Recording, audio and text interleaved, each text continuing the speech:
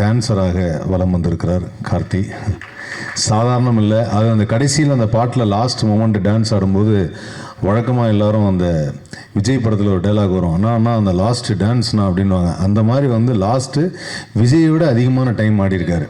So அதனால் இல்லை, ஏன் விஜயை பற்றி சொன்னால் இவ்வளோ பயப்படுறீங்க? இல்லைண்ணா, ஃபஸ்ட்டு ஸ்டேஜ்லேயே முடிச்சு விட்றாதீங்க.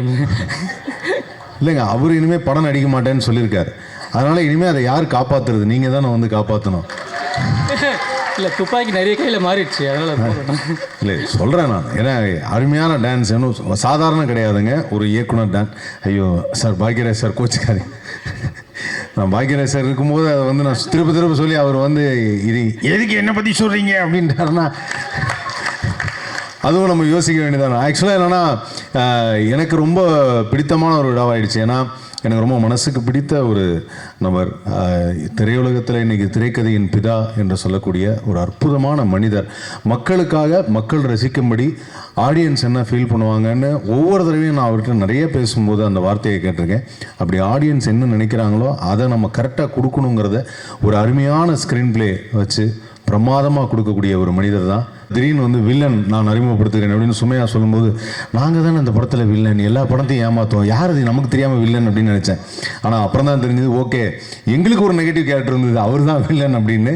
ஸோ அந்த வகையில் அதுவும் அதே மாதிரி இந்த படத்தில் நாங்கள் ட்ரெய்லர் பார்த்த வரைக்கும், பாடல்கள் பார்த்த வரைக்கும், இந்த படத்துடைய டைரக்டர் எவ்வளோ முக்கியமோ அதே மாதிரி இந்த படத்துடைய எடிட்டர் சஜின் அவர்களுக்கு மனமார்ந்த வாழ்த்துக்களை தெரிவிச்சுக்கிறேன்.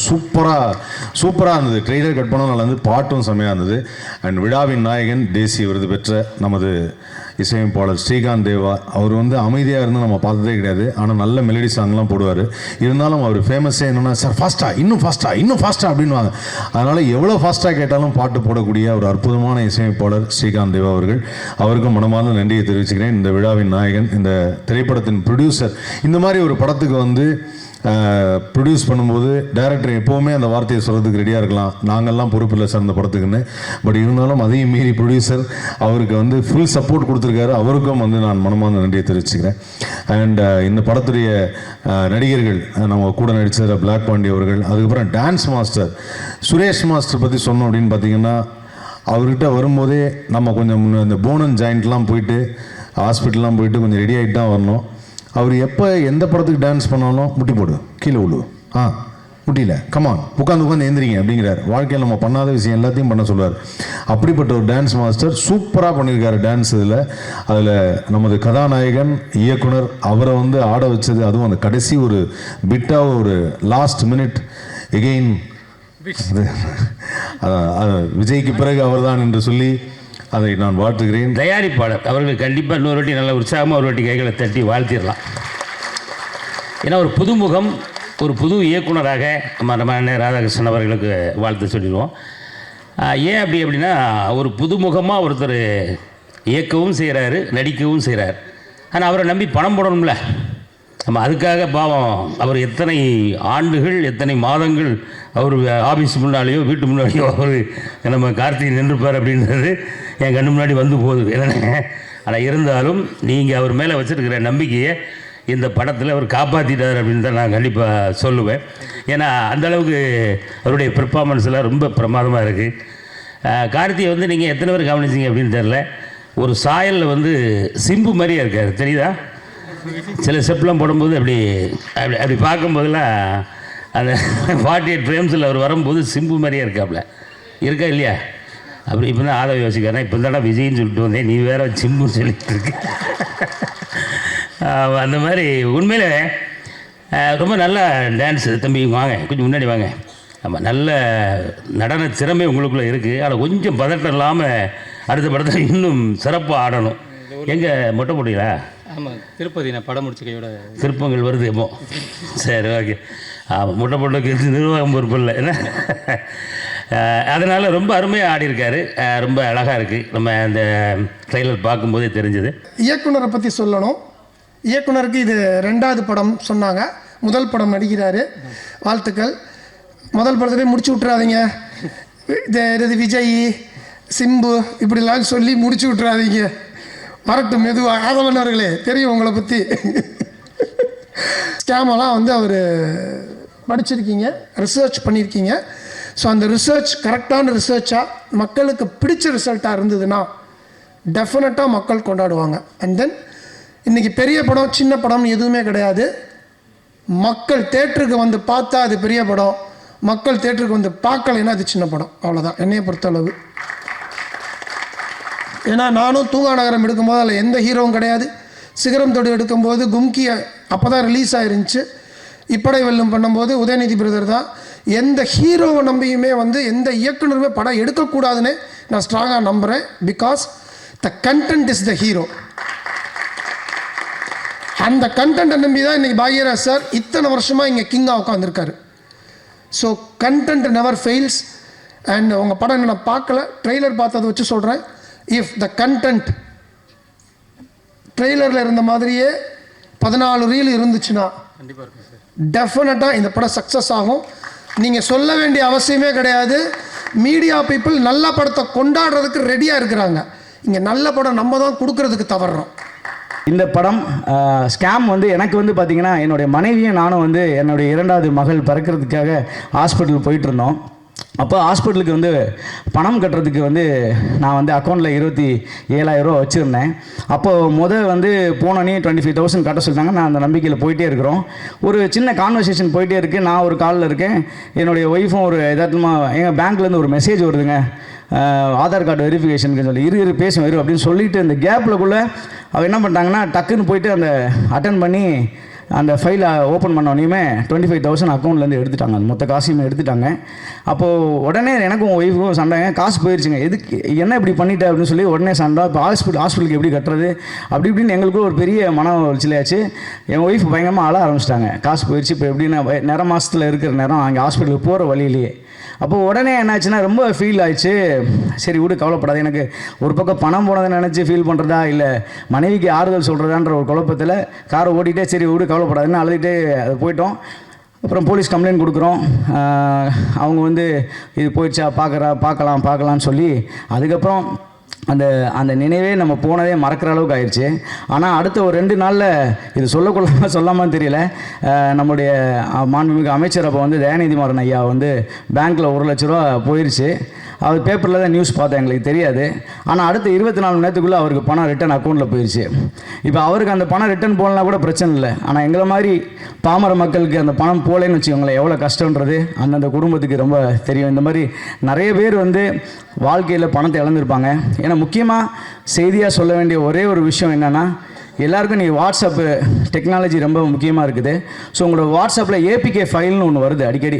இவங்க எல்லாமே இந்த ஃப்ராட் பண்ணுற நாதாரிங்க ஃபுல்லாக அப்படி தான் இருக்காங்க. அதனால் தயவு செய்து நம்ம என்ன சுச்சுவேஷனில் இருக்கிறோன்னு தெரியாது, எல்லோரும் கொஞ்சம் கவனமோடு இருப்போம். அதுவும் சொந்த பந்தங்களில் ஏற்கனவே இருக்கிற நண்பர்களே கால் பண்ணுற மாதிரிலாம் வந்து வருது.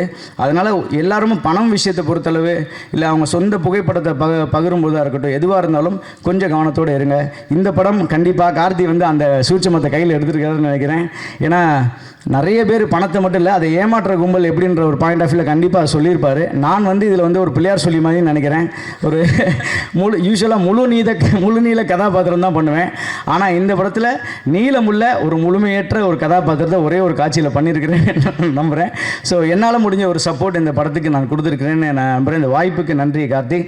உங்களுடைய டீம் எல்லாருக்கும் தொடர்ந்து வெற்றி அடையணும், நீங்கள் பெரிய லெவலில் வரணும், நல்ல இன்னும் நீங்கள் பெரிய ஆள் ஆகி உங்களோட ஃப்ரெண்ட்ஸ்லாம் நான் பார்ப்பேன் நீங்கள் எவ்வளோ தூரம் குரூப்பில் கான்வர்சேஷன் பண்ணிகிட்ருக்கீங்கன்னு. உண்மையிலேயே அது ஒரு பெரிய மகிழ்ச்சியாக இருக்குது. இந்த மாதிரி ஒரு பாசிட்டிவான டீம் வந்து இந்த சினிமாவுக்கு தேவை. நீங்களாம் ஜெயிச்சிங்கன்னா இன்னும் நிறைய பேர் ஜெயிப்பாங்க. ஹீரோ கம் டைரக்டர் அப்படின்னு சொல்கிற விஷயம் வந்து இப்போ நிறைய பேர் பண்ணலாம். பட் எல்லாத்துக்கும் முன்னோடி நம்ம சார் பாக்யராஜ் சார் தான். அவர் ஹீரோவாக பண்ணி டைரெக்டாக பண்ண முடியுன்ற கொடுத்த நம்பிக்கையில் தான் இந்த விஷயத்தை நாங்கள் எடுத்திருக்கோம். கௌரவ சார் சொன்ன மாதிரி கண்டென்ட் தான் கிங். அவருமே ஒரு ஹீரோ டைரக்டர் தான். ஸோ இவங்களாம் பண்ணும்போது நம்மளுக்கு ஒரு பூஸ்ட், ஓகே நம்மளே பண்ணலாமே, ஒன்றும் தப்பு இல்லையே. நம்மளால் என்ன ஒரு ஹீரோனா என்ன வேணும், நடிக்க தெரியணும். மெயினாக நம்மளுக்கு நடிக்க வரும். சரி, அப்பப்போ கொஞ்சம் டான்ஸும் வரும். எல்லோரும் டான்ஸை பாராட்டினீங்க, எல்லாருக்கும் ரொம்ப நன்றி. ஆனால் விஜய் மாதிரிலாம் வர்றதுன்னு நம்மளுக்கு லைட்டாக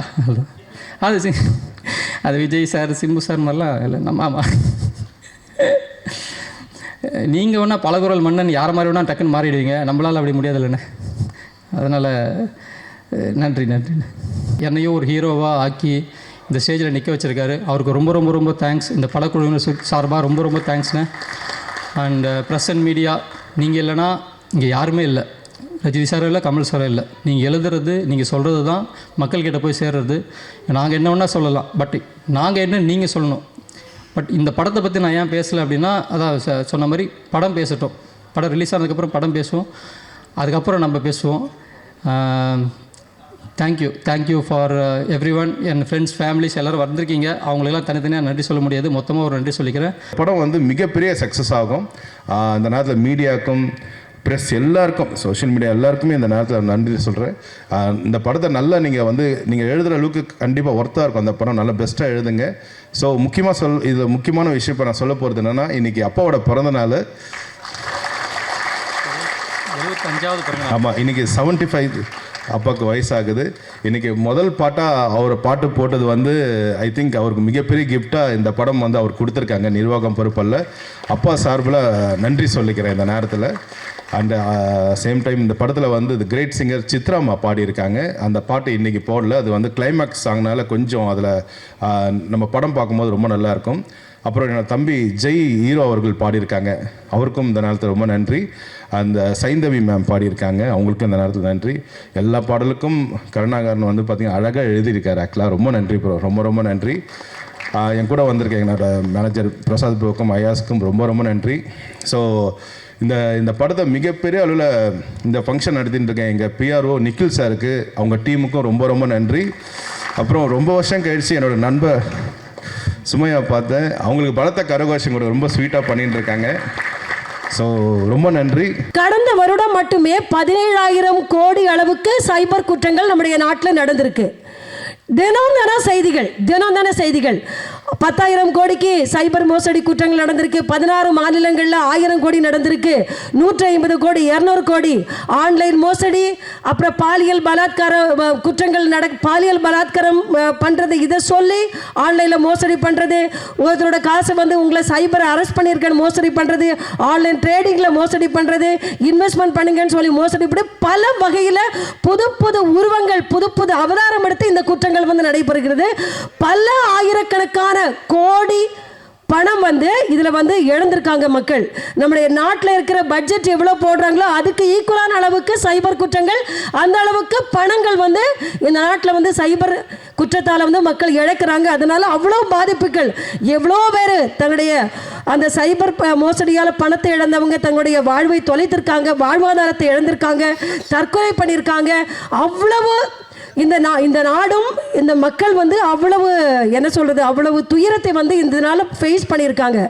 இந்த படம் அப்படிப்பட்ட மக்களுக்கு, இந்த சமூகத்துக்கு ஒரு விழிப்புணர்வை, ஒரு படிப்பினையை, ஒரு உத்வேகத்தை, ஒரு விவேகத்தை, ஒரு வேகத்தை கொடுக்கணும்னா கண்டிப்பாக அந்த படம் ஒரு சிறப்பான ஒரு முயற்சியாக இருக்கும் அப்படின்னு சொல்லிட்டு நான் எல்லாருமே பாராட்டுறேன்.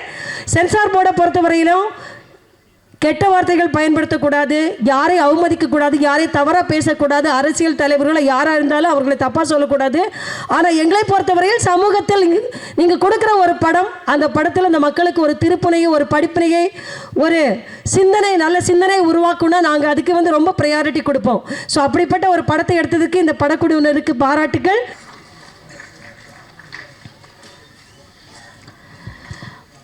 உங்கள் அனைவரின் கைத்தட்டுகளோடு நிர்வாகம் பொறுப்பல்ல படத்துடைய இசைத்தட்டு தற்போது வெளியிடப்படுகிறது. நம்மளுடைய சிறப்பு விருந்தினர்கள் திரு பாக்யராஜ் அவர்கள் படத்தின் இசைத்தட்டை வெளியிட மதிப்பிற்குரிய விருகம்பாக்கம் சட்டமன்ற உறுப்பினர் அவர்களும் இயக்குனர் திரு கௌரவ் நாராயணன் அவர்களும் இணைந்து பெற்றுக்கொள்கிறார்கள். நிர்வாகம் பொறுப்பல்ல படக்குழுவினருக்கு எங்களின் மனமார்ந்த வாழ்த்துக்கள் இந்த தருணத்தில் நாங்கள் தெரிவிச்சுக்கிறோம்.